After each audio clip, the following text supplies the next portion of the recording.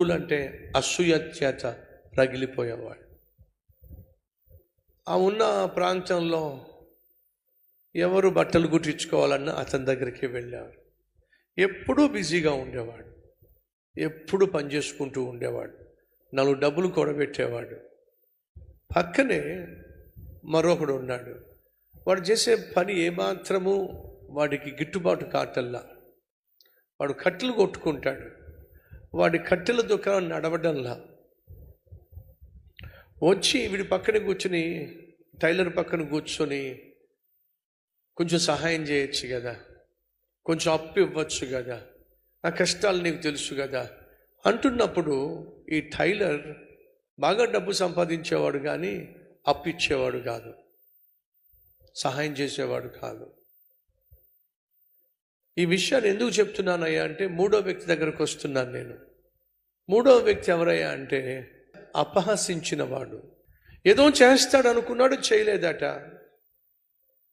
పక్కింటోడు వచ్చి టైలర్ దగ్గర, కాస్త నాకు 1 లక్ష రూపాయలు అప్పు ఇవ్వయ్యా, కొంచెం కష్టంలో ఉన్నాను అంటే ఈ టైలర్ నవ్వి ఊరుకున్నాడు అంతే. ఎందుకంటే సోమరోడు, కట్టెలు కొట్టు సరిగా తెరవడు, కావలసిన కట్టెలు తెచ్చుకోడు. సోమరోడు ఇప్పుడు వచ్చి 1 లక్ష రూపాయలు అడుగుతున్నాడు, ఇస్తే తగిలేసుకుంటాడు. అప్పు ఇవ్వలా. తను అనుకున్నది జరగలేదని చెప్పి టైలర్ గురించి ఊరంతా చెప్పాడు. ఏడో తెలుసా, ఆ టైలర్ ఉన్నాడు కదా, వాడికి ఎంత డబ్బో, ఒక్క టైలరు, మనకున్న ప్రాంతం అంతా బట్టలన్నీ వాడికే వెళ్తాయి. రోజుకి 10,000 రూపాయలు సంపాదిస్తున్నాడు, లేక 5,000 రూపాయలు సంపాదిస్తున్నాడు. ఎంత డబ్బో. ఒట్టి పిసినారోడు, పిసినుగొట్టోడు, లేనిపోని వార్తలన్నీ చెప్పాడు. ఫలితంగా ఆ గ్రామంలో ఉన్నవాళ్ళు అతన్ని వ్యతిరేకించటం, తెలియకుండానే అసహించుకోవడం, తెలియకుండానే అతన్ని దూరంగా పెట్టడం చేశారు. ఎందుకు ఇలా అందరూ నాకు దూరం అయిపోతున్నారు అర్థం చేసుకోలేకపోయాడు టైలర్. ఒకరోజు ఆరోగ్యం పాడైంది.